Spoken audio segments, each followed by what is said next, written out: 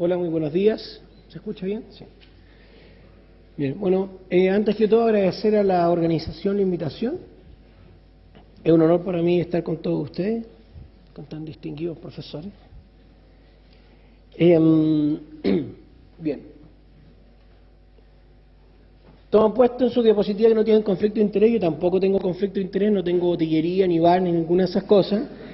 Lo que sí debo reconocer que tomo trago. No sé si es un conflicto de interés, pero no lo tengo. Bien.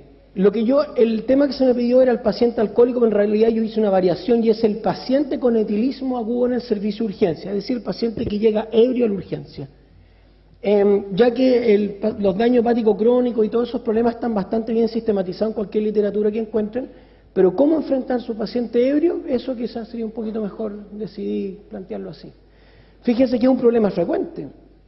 8% de todas las consultas de urgencia se tratan, el problema es un etilismo agudo.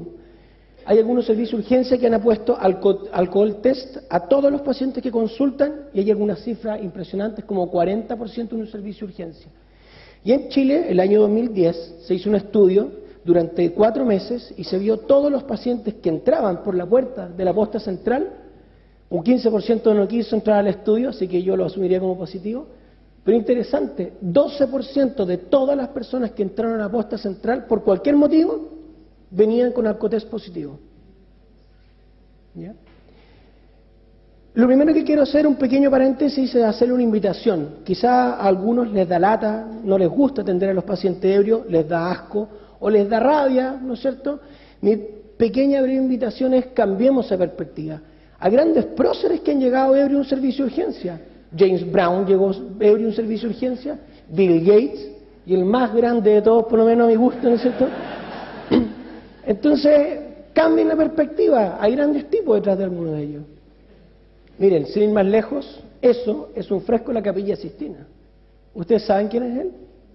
Es Noé, y está ebrio, y Dios no lo castigó. ¿Por qué nosotros castigamos? Es verdad, ¿por qué nosotros castigamos a los ebrios? Y los tiramos a un rincón, y que es molestoso. No, ellos tienen el mismo derecho, tienen la misma dignidad que cualquiera de nosotros. Esa es la invitación. Entremos al tema. Los problemas asociados al etilismo agudo son montones, ¿no es cierto? Podemos tener traumas, en lo que siempre hay que recordar, accidentes cerebrovasculares, síndrome convulsivo, etcétera, etcétera, etcétera. No los puedo tocar todos. Entonces, ¿qué vamos a hacer? Vamos a ver 3 casos clínicos relativamente emblemáticos de los problemas como típicos que se presentan, y lo que pretendo hacer es que cambiemos un poco la perspectiva como vemos el problema del paciente en etilismo agudo. Caso número 1 se llama TV off, o se apagó la tele, ¿ok? Este es un amigo mío, fue invierno, estaba tomando con unos amigos, yo no estaba ahí, eso sí, ¿no? Llegó a las 5, importante los detalles, si se pueden obtener, llegó a las 5 de la mañana a su casa y fue a prepararse una cosita a la cocina. Pero después, a las 7 de la mañana, la señora siente un ruido y lo encuentra así. Hay detalle importante. Lo lleva como corresponde. Eso es de crack. Ya. Entonces, ¿cuál es nuestro escenario? Llega y por compromiso de conciencia en el selector lo categorizan como C1, lo envían al box de reanimación. Ese es nuestro humilde box de reanimación de la posta central. Se inicia el monitoreo, o sea, lo desvisten, inician el monitoreo y los elementos objetivos son estos, ¿no es cierto? Es como el primer vistazo es esto. Es un paciente, no es un Glasgow completo, se está recién llegando, aproximadamente se ve deteriorada conciencia, está un poco hipotenso, frecuencia cardíaca en ritmo sinusal normal, satura límite, tiene la buena contusión frontal, es evidente porque la tiene, ¿no es cierto? Y con harto aliento etílico. Entonces, ¿cuál es nuestro diagnóstico operativo? No estoy hablando del diagnóstico etiológico final, sino que cuando apenas veo este tipo, ¿en qué pienso? ¿Cómo lo voy a tratar? El error es etilismo agudo, intoxicación etílica o coma etílico o daño hepático crónico descompensado. No lo miren así. El problema principal de este tipo está en coma, compromiso de conciencia, y que tenga o no tenga hálito etílico o historia de etanol, ese es otro tema. Ahora nuestro gran problema es compromiso de conciencia. Entonces, al mirarlo, al tratarlo, lo vamos a ingresar a nuestro track de tratamiento de coma, y que va a tener como otros, como acápite, ¿no es cierto?, o probable trauma, probable intoxicación, pero es coma el principal problema. Por lo tanto, vamos a hacer ABC, ultrasonido, DE, reanimarlo con solución isotónica, tomar un hemoglucotest, si no lo tenemos inmediatamente disponible, glucosa en forma empírica. Aquí no importa el Wernicke, una dosis de glucosa no va a producirle Wernicke a un paciente que tenga déficit de tiamina. Una dosis no lo va a hacer. Y es mucho más grave no tratar una hipoglicemia. Un detalle de la hipoglicemia del paciente ebrio, pero habitualmente los que tienen etilismo crónico, ellos tienen depresión del stock de glucógeno. Tienen disminuida la gluconeogénesis y el consumo agudo de etanol, el etanol per se, produce secreción de insulina. Entonces, esta es una hipoglicemia severa. Y lo más importante, no se vayan a engolosinar con ponerle glucagón, porque no va a pasar nada. Así que esto es glucosa, glucosa, glucosa, hasta que salga. Continuemos. Le tomamos una glucotest, pasamos glucosa en forma empírica, intoxicación por monóxido. Oye, ¿pero qué tiene que ver si es un curado? No, es un paciente que tuvo un colapso en su casa, fue a la cocina, ¿no es cierto? Intoxicación por monóxido. Si no tenemos oxímetro digital en forma inmediatamente disponible, oxígeno en forma empírica, no nos hace nada mal. Aquí lo hablamos, tiene un Glasgow 9, lo intubamos, ¿no? Es que bajo 8 es coma y se intuba. No. Bajo 8 está claro que hay fenómenos de broncoaspiración, pero sobre 8 nadie ha dicho que no. Está demostrado que hay pacientes con Glasgow de 13 que tienen fenómeno de broncoaspiración.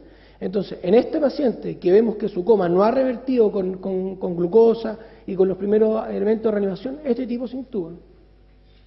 ¿Con qué droga? Lo pregunta alguien al final si le interesa. Electrocardiograma, ¿qué pasaría si encontramos eso? ¿Qué es eso? Onda de Osborne, de hipotermia, ¿no es cierto? Ya, pero no era el caso. Pero no podemos llegar a esta etapa para darnos cuenta que está frío, ¿no es cierto? Entonces, que no tenga hipotermia, y llega el momento que ya está relativamente estable porque lo hemos reanimado, ¿no es cierto? Lo tenemos que llevar a escáner. ¿Por qué? Porque tiene coma. Oye, pero si es un curado nomás. No, es un paciente con coma y que puede tener trauma. Va a escáner. Y la pregunta va a ser examinarla completo para ver si requiere más que escáner de cerebro. Cerebro, columna cervical, PANTAC, ahí veremos. ¿Y qué buscar en el escáner? En forma grosera. Siempre, ¿no es cierto? Todos nos han dicho trauma, ¿no es cierto? Que se pegó un tortazo cuando despertó en la mañana. Pero acuérdense también que el etilismo crónico produce hipertensión y accidente cerebrovascular hemorrágico. Pero no se les puede pasar. Es que el trago no produce accidente isquémico, es un accidente maligno en la cerebral media. Y fíjense que ya hay trabajos que muestran que el consumo en agudo, la primera hora post copetín, aumenta el riesgo de accidentes cerebrovasculares isquémicos también. Pero piénsenlo. Hay deshidratación, vómito, esto aumenta la actividad plaquetaria, los tipos tienen FA, o sea, tiene todo el espectro procoagulante para tener un accidente vascular isquémico. Así que puede que sean trabajos débiles, pero no se les puede pasar un accidente vascular isquémico. ¿Ya? Así que para terminar, TAC de cerebro y otras cosas que veremos en el otro caso, que buscar en laboratorio, la acidosis metabólica, pero no se les puede pasar lo primero, que es la reanimación inicial. En los electrolitos para encontrar todas las hipo que se le pueden ocurrir, pero son todas hipo: hipotermia, hipoglicemia, hipomagnesemia, hipocalcemia, hipocalemia, etc. Siempre buscar otro tóxico. Carbón activado, ¿pero para qué si está curado? No, si está en coma, puede estar intoxicado con otra cosa, entonces ese paciente incluso ya está intubado, debería llevar carbón activado. Es que el carbón no va a absorber el alcohol, da lo mismo, pero puede absorber otra droga que haya ingerido. No la Nexate, por favor. No, nomás, sin discusión, y aquel que lo quiera preguntar, lo pregunta al final. Metadoxina. A ver, la metadoxina todavía es una indicación experimental. Por decirlo de alguna manera, es parecido a la piridoxina, pero lo interesante es que en una hora disminuye a la mitad la intoxicación clínica por etanol. Traje dos trabajos, los voy a mostrar rápidamente. Si comparamos metadoxina versus control estándar, el clearance de etanol no es tan evidente, la mejoría clínica a la hora y a las 6 horas, claro sí que lo es. Y aquí este es anterior a un trabajo ruso, este es un trabajo mexicano, los dos son del 2002, y claro, lo mismo, clearance de etanol no es tan evidente, pero a la hora, hasta las 2 horas, la mejoría clínica, es decir, puede que el paciente no requiera tubo o se pueda extubar, a las 2 horas la mejoría clínica sí es evidente. Así que, resumen de este caso, es El etilismo o el estar ebrio es un síntoma más, no es lo que predomina la atención. La atención que vamos a dar según nuestro problema objetivo, el compromiso de conciencia o el coma. Así que el tratamiento de soporte vital, manejo del coma, buscar trauma, buscar todas las hipo, ¿no es cierto? Y habitualmente es hidratación y glucosa. ¿Bien? Caso 2. Esto es una fiesta de una becada de medicina de urgencia. Ahí están las chiquillas tomándose un copete porque acaban de pasar su último examen, tomando trago toda la noche. Una de ellas se pone más alegre que las demás, se pone a saltar arriba de las mesas y 5 de la mañana se habían detenido por disturbio. Pero está claro, no hay golpe, no hay trauma, no hay agresión, no, está, como un buen chino, estaba dando jugo, ¿no es cierto?, en un local. Y la llevan entonces porque se terminó sacando la ropa, entonces terminó así en el servicio de urgencia. El categorizador la categorizan como C4, simplemente está ebria, control de signos vitales está estable y simplemente tiene el hablar un poco así arrastrado, ¿sí?, dificultoso, pero su rasgo en concreto es 15, está orientada, etc. ¿Okay? Esto lo vemos todos los días, ¿no es cierto? ¿Cuál es nuestro diagnóstico operativo? Etilismo agudo, un curagüilla más, ¿no es cierto? ¿Intoxicación etílica leve? No, pues, vamos al objetivo. Y el objetivo es que tiene un compromiso con conciencia cualitativo y que probablemente sabemos cuál es el agente, pero no perdamos de cabeza de que es un compromiso con conciencia cualitativa. Rápidamente, algo sobre el metabolismo del etanol. Acordarse que la alcohol deshidrogenasa, hay un alcohol deshidrogenasa en la mucosa gástrica y que en las mujeres es menor y su volumen de distribución en las mujeres es menor, por lo tanto con menor cantidad de trago el etanol disponible intoxicante es mayor. Otro dato importante es que el pic de etanol es súper rápido, esto es inyección de etanol endovenosa, ingesta de la misma cantidad de etanol y etanol con enlentecimiento del vaciamiento gástrico. Pero fíjense que a los 60, 90 minutos ya llegó el pic. ¿Qué podemos concluir de eso? Cuando recibimos un paciente en urgencia, de ahí en adelante solo debe mejorar, no puede ir empeorando. Entonces, si lo tenemos, si llega nuestro paciente ebrio y a la hora, a los 30 minutos, está más deteriorado, eso no es trago. Desde que lo recibimos, siempre debe mejorar su intoxicación etílica. Y ya sea un bebedor frecuente que tiene su sistema inducido y que puede depurar, ¿no es cierto?, hasta 40 miligramos de decilitro hora, o sea una persona, un nuevo bebedor que depura 20 miligramos de decilitro hora, este va a estar curado a esta concentración y este otro va a estar ebrio a esta concentración. Cualquiera de los dos, a la hora ya va a haber una diferencia. Y a las 6 horas debe estar claramente con una concentración bajo 150 o 100 miligramos por decilitro. Es decir, tiene que estar despierto y aireando bien. ¿Ok? Entonces, ¿cuál va a ser el estudio inicial de este paciente? Ella está ebria, ¿no es cierto? Está con un compromiso de conciencia cualitativo, sentada, la vamos a interrogar. Le vamos a buscar trauma, examinarla completa, ¿no es cierto? Y ahí nos vamos a preguntar si amerita escáner. Porque toma sí, se tiene que ir a escáner porque, ¿no es cierto?, el Canadian City Rule dice que paciente con golpe y el New Orleans Score, sí, pero todos esos scores son para pacientes con trauma encefálico, aunque sea leve. Pero si un paciente no tiene trauma, puede suceder lo siguiente. Esto es un estudio, ¿no es cierto?, en un hospital universitario, 4 años de seguimiento, 2.600 pacientes. Y ellos, de aquellos que ingresaron como intoxicación etílica, como en nuestro caso, y se le hizo un escáner de cerebro, tuvo hemorragia solo el 1,8% de los 2.600. Y requirió alguna intervención crítica, ya de intubación, o ponerle un captor de pico, o reducir una fractura cráneo, la anatomía, solo el 0,2%. O sea, todos ellos se radiaron de puro gusto. Entonces, busquen el trauma, TAC con criterio. Probablemente le vamos a terminar haciendo escáner a todos, porque todos llegan con algún chichoncito, o tuvieron un compromiso de conciencia previo, o no está clara la historia, pero que sea con criterio. Si está clara la historia y que no hay trauma, no lleva escáner. Buscar trastornos metabólicos asociados, que habitualmente la deshidratación, y en estos casos sí que no se nos puede pasar la otra intoxicación. Y yo soy majadero en insistir, la que hay que buscar siempre es cocaína. Acuérdense que la cocaína se usa habitualmente con etanol, porque la vida media de su metabolito, el cocatilén, que tiene el mismo efecto que la cocaína, dura 5 veces más, así que es muy buen negocio usar cocaína con etanol. pero acuérdense que el coca-etilén tiene 18 veces más riesgo de muerte súbita que el uso agudo de cocaína sola. Entonces, no se puede pasar esta pregunta. Es importantísimo preguntarla. En este caso, esta chiquilla no había cocaína. Así que, en resumen, un paciente que solamente tiene este compromiso cualitativo con ciencia, a este tóxico probable, que no tiene trauma, no tiene ninguna otra cosa más, en resumen, rara vez requieren reposición de fluido, menos de vitamina. Hay que observarlo sí por 6 horas para tener certeza que su evolución es positiva. Evaluar riesgo de síndrome de privación, cosa que no lo mandemos de alta y vuelvan 12 horas después, ¿no es cierto?, con síndrome de privación. Y esto es importante, evaluar la capacidad del alta. Si no se puede ir manejando solo de alta el servicio de urgencia. Si pasa eso, a una cuadra del hospital es responsabilidad nuestra. ¿Ya? Resumen del caso 2, a todos hay que interrogarlos, a todos hay que examinarlos, incluidos estos que llegan viejitos, ¿no es cierto?, orinados. Acordarse que la ebriedad es un síntoma, no es el diagnóstico. Y busquen las discordancias, principalmente cómo se debería ir el clearance del etanol. Y pensar cómo se va para su casa. Y el último caso, ¿cómo estamos tiempo? El último caso es el joven que está ahí, ¿no es cierto? Don José Luis vive fuera del hospital. Toma todos los días para pasar la noche, ¿no es cierto? Pero sucede que hoy día estaba junto con su amigo ahí en la calle y empezó con vómito y su amigo lo entra en el servicio de urgencia. En el triage lo categorizan como C2 por compromiso con ciencia y pasa a reanimador. Lo empiezan a desvestir, le ponen monitoreo al tiro y ese es el escenario. Se ve deteriorada conciencia, está desorientado, agitado, con aliento etílico.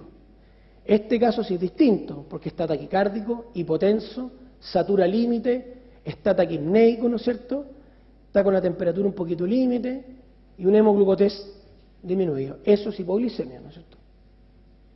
Entonces, ¿cuál es nuestro diagnóstico operativo? Lo mismo, ¿va a ser etilismo agudo esta vez? No, por favor. Ni intoxicación etílica, ninguna de esas payasadas. Nuestro problema es shock, compromiso con ciencia. Y aquí hay que ser duro. Va a llegar alguien que va a decir, oye, pero si no es más que un curado. Sí, es un curado, puede serlo. Pero mi problema actual es este. Es shock, es compromiso con ciencia. Este es un señor que, por la combinación de estos dos, puede tener alguna intoxicación grave. ¿Será etanol? De más, pero tiene una intoxicación grave. Así que entra en nuestro track de shock, intoxicación grave, por lo tanto, lo mismo. ABC, ultrasonido, DE, donde en este caso encontramos hipovolemia, lo empezamos, bueno, buscamos trauma, no tenía ningún signo de trauma, estaba sentado tranquilo con su amigo, así que no recibió ningún trauma. Lo reanimamos con solución isotónica para sacarlo de la hipovolemia. Ese hemoglucotest se lo corregimos con glucosa, por el momento la tiamina no es una prioridad. La intoxicación por monóxido no tiene pinta, está en la calle, pero de todas maneras, mal no le hace y le ponemos oxígeno. El electrocardiograma está normal, taquicardia sinusal, nada especial. TAC de cerebro, pendiente por ahora, aunque no lo vamos a llevar a escáner con 90-60 de presión. Laboratorio viene en camino, metadoxina, no, todavía no. La prioridad no es sacarlo de la intoxicación etílica, por el momento hay que sacarlo del shock. Carbón activado pudiera ser, ¿no es cierto? Porque puede tener otra intoxicación. Aquí viene llegando rápido el laboratorio, en la puesta central el laboratorio se demora entre 5 o 7 minutos, claro. ¿Ya? Este es un caso hipotético, así que no traten de buscar así las concordancias, pero como concepto tenía 9000 blancos, tenía el hematocrito un poquito elevado, no estará deshidratado, ¿no es cierto?, hemoconcentrado, estaba con acidemia, ¿no es cierto?, un bicarbonato en 15, anión GAP elevado, GAP osmolar elevado, electrolitos los que se ven ahí, cuerpos cetónicos negativos y nitrógeno ureico de 20. Ese es el escenario. Y fíjense que con las primeras medidas de volumizarlo, sacarlo de la hipoglicemia, etcétera, ventilarlo un poquito, o sea, oxigenarlo, ya han pasado 500 de fisiológico, etcétera, le pusimos un turbocalefactor, ahora está vigil, tranquilo, y esos son sus signos vitales. Parece que la cosa va bien, sigue taquipneico, y ahí llega el lactato que está elevado. ¿Ok? Algunas consideraciones de este caso. La hipotensión por vasodilatación alcohólica responde a volumen. Eso significa que si un paciente, el que su compañero turno le va a decir que es un mero curagüilla y le ponen una primera tanda de volumen y no sale de la hipotensión, eso no es el etanol. ¿Ya? La hipotensión, producto de la vasodilatación por etanol, responde rápidamente a volumen. Y lo mismo, si llegó hace un rato, estaba estable y se hipotensa, eso es otra cosa, no es el etanol. Es que se volvió a deprimir. Eso no pasa con el etanol. ¿Okay? La cetoacidosis alcohólica no tiene hiperglicemia. No esperen encontrar hiperglicemia para hacer el diagnóstico de las complicaciones agudas por el etanol. Y les voy a dar una diapositiva cuando pensan los otros alcoholes y cuando se reponen las vitaminas. Entonces, esta es una animación que hice anoche, está muy tarde, solo para ustedes. ¿Eh? A ver si se entiende. ¿Se acuerdan del tome pin y haga apunte con delito?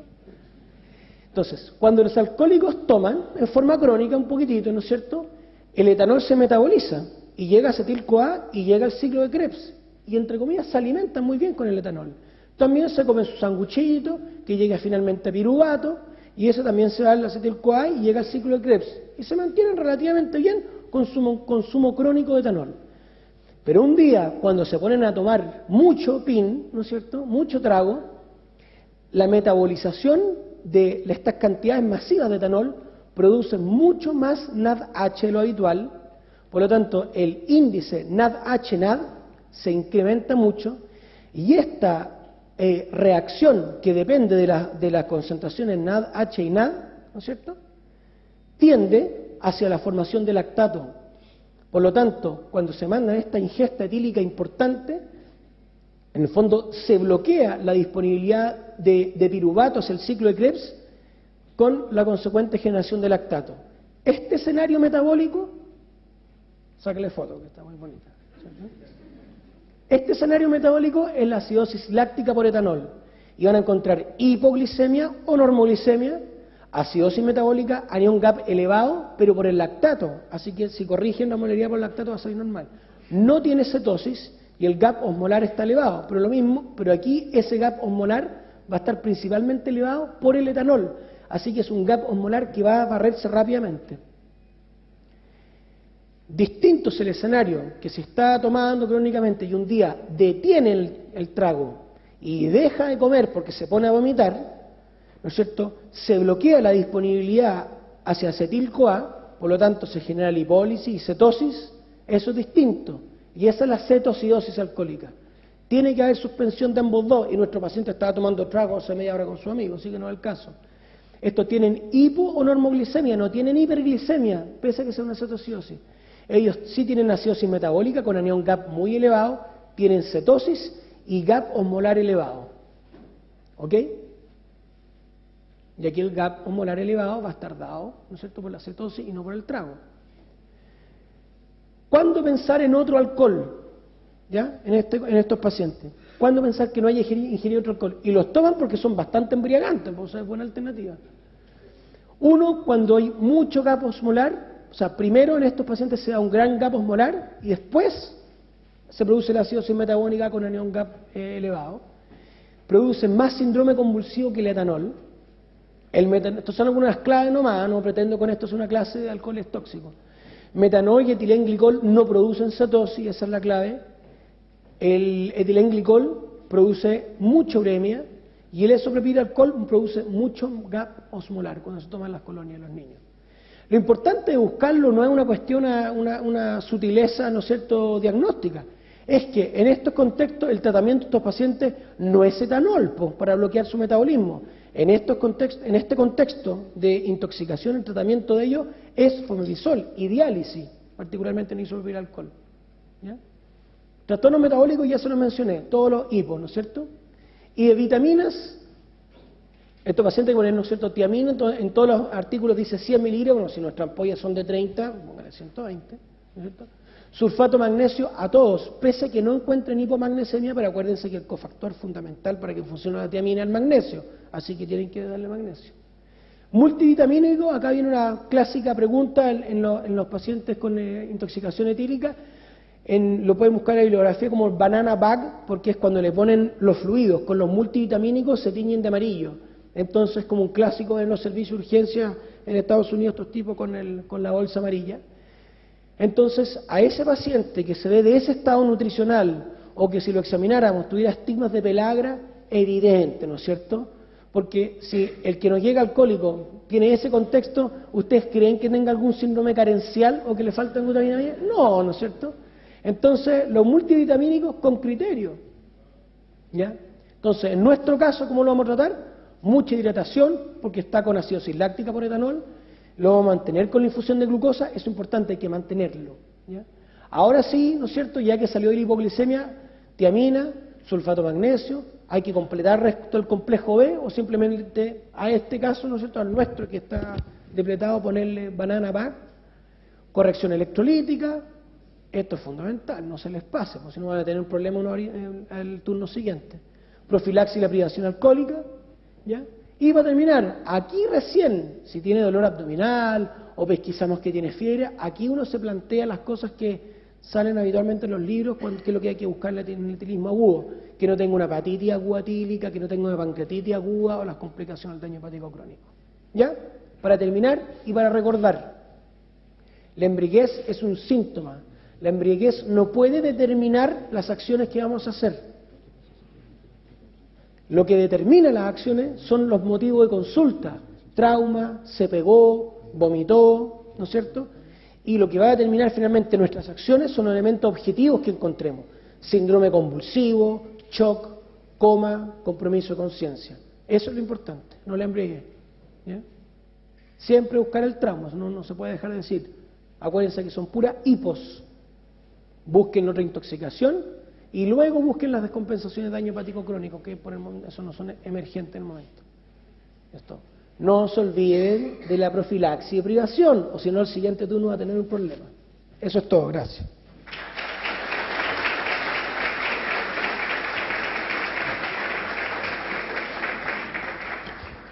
Muchas gracias, doctor Santelice. Tenemos unos minutos para hacer algunas preguntas. Okay. Doctor Santelices, una pregunta del público. ¿Debo escanear toda contusión de cráneo en un paciente con compromiso de conciencia cualitativo con sospecha de intoxicación de ováceo? No te entendí, perdón. Ya. La pregunta es, ¿debo escanear toda contusión de cráneo en el paciente ebrio? O sea, si tiene contusión de cráneo, aunque sea leve, distinto. Si tiene contusión, sí. Y absolutamente sí. Aunque sea un curagüilla con un tortacito, sí. Toda contusión de cráneo con etilismo se debe escanear. Ya. Este mismo paciente, ebrio, con contusión de cráneo y con agitación psicomotora que necesita ir a escáner, ¿qué recomienda? ¿Que necesita qué? Ir a escáner y está con agitación psicomotora. Ya. O sea, evidentemente hay que sedarlo, ¿no es cierto? Entonces, si la pregunta es estrategia de sedación... Exacto. Ya. Hay dos alternativas. Una alternativa, ¿no es cierto?, es la clásica y ponerle un par de cosas que no nos vayan a dar problema. Entonces ahí habitualmente le ponen 1 miligramo de lorazepam, ¿no es cierto?, y 1 miligramo de aldol y que siga agitado y el escáner salga mal.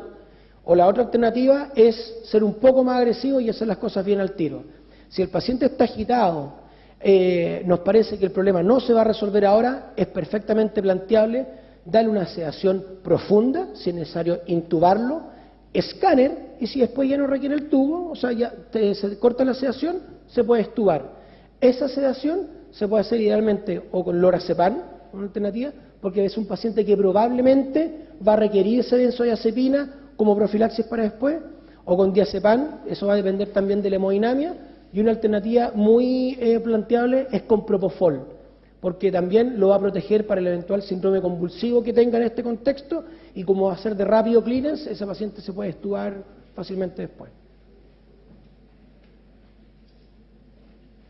¿Alguna otra pregunta? Muchas gracias, doctor Santelice.